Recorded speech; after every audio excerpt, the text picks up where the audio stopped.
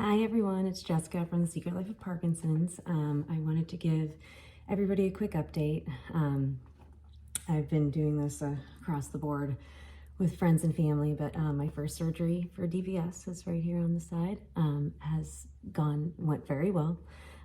It was I hate to say simple procedure, but it was, even though it sounds really bad.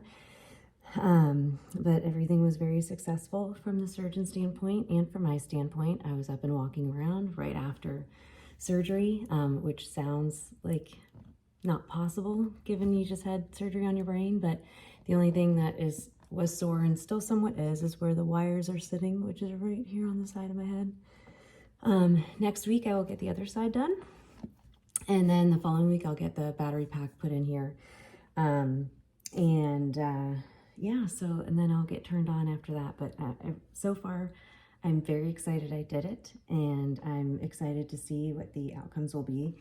I think I have a little bit of a honeymoon phase, but not too much, because the side that they did affects my left side, and my right side is more of it was my initial Parkinson's side. So anyways, but with that, I have a couple things that I wrote down that I wanted people to be aware of, or at least know about, for now or for their future DBS procedure, because I was going to do this anyways, but I know a lot of people are actually going through it right now as well, along with me. Just so happens.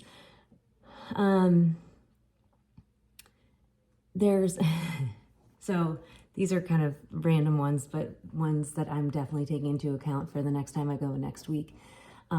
But when you're off your medication, it makes it very difficult, as you all know, to move around. So the bed sheets in the hospital are horrible, because they're very stiff. And so if you've ever seen, it's episode 108 on comfort linen. It's a sheets for your bed that actually I think Nancy started it for those in the hospital.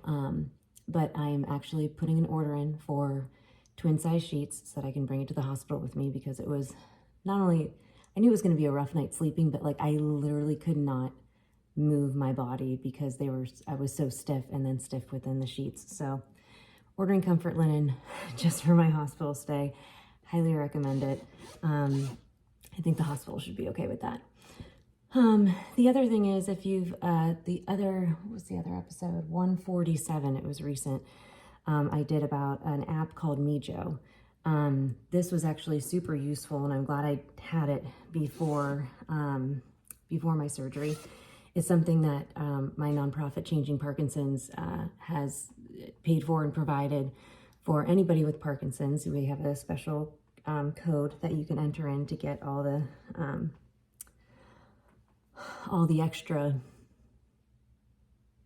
things to go with the app, because the app is typically free, but you can add documents and track journal and things like that if you have the PD, the Changing Parkinson's code. But anyways, episode 147, that was actually really useful because I was able to bring that with me, share it with my mom, and share it with my husband. My dad was there too, but those were the three individuals that were at the hospital with me. So in case I needed to look back on any extra information, it was like right there, and I didn't have to have it. They just did it for me.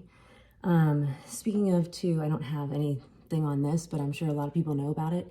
Caring Bridge, CaringBridge.org is also, it's an organization that you can document your journey, and you can upload photos. I did that because I didn't want my husband and my mom to be, just inundated with sending text messages or updates to family and friends, even though they still were.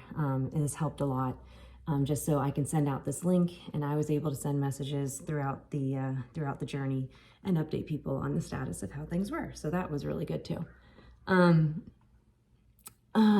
other thing, so a lot of you have been asking questions, obviously recently because of the DBS posts, that, my symptoms, like, they look like they're under control. Why would I do DBS now?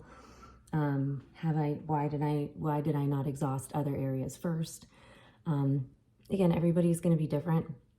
But this was, the the right thing for me, you know, with my kids being the age that they are, the age that I am, I'm 43.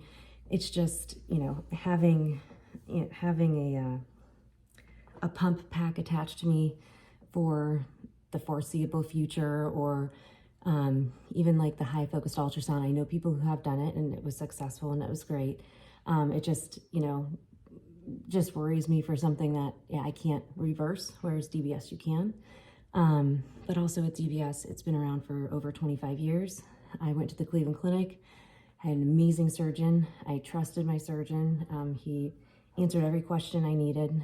I know the programmer who's going to be, you know, programming me when I'm ready to go. And she has been doing this also for probably 25 years. And so she knows the system inside and out. And I've set the right expectations, I think, for myself. You know, this is not a cure. I mean, hopefully it does something, but if it doesn't do anything, yeah, it sucks that I went through surgery, but at least I came out and everything is still fine. But I still think that there's definitely hope that I'll get benefit from it, as I've heard from a lot of people. But again, to each their own. So everybody's going to be on their own journey. And then the last thing I want to say is, you know, for those of you who have been following us for a while, and thank you everybody who has been following, and thank you all for your prayers and thoughts and well wishes. It definitely means a lot. And it's very powerful. But if there is a story that you have in terms of, like, you know, how your Parkinson's community, or how this podcast and our Parkinson's community that we have collectively created here, how it has impacted your life or your journey or your family, if you would be interested or willing to create a quick video of yourself, just like what I'm doing right now, and email it to me at jessica@changingparkinsons.org. So CHANGING Parkinsons, PARKINSONS.org. That's my email address that I get for our nonprofit. So again, I've never mentioned this before, but we have a nonprofit. Again, like our podcast, you know, it's something that myself, Steve, Melissa, and Brian do. We volunteer and do all those things. So it's not what we're asking for funding for, but I want to share your stories with those who are donors and who support the Changing Parkinson's nonprofit, because those are the people that are helping us expand our audience so that we can reach more people, because the impact and the emails and the comments I get on a daily basis are absolutely incredible. And while it's great to hear and share those stories with people, hearing and seeing it from somebody else, you know, from their mouth, from their words, from their voice, is way more impactful. And I want to be able to reach, we want to be able to reach others. So if you've been impacted, you know, by this along your journey in any way, shape, or form, and you're willing and want to share a video or audio, whatever is fine, and email it to me, I would greatly appreciate it, because then we can share it with our donors and our supporters, because, you know, everybody loves to know when they are donating to a nonprofit, you know, what is that impact? You know, I can't show anybody like we're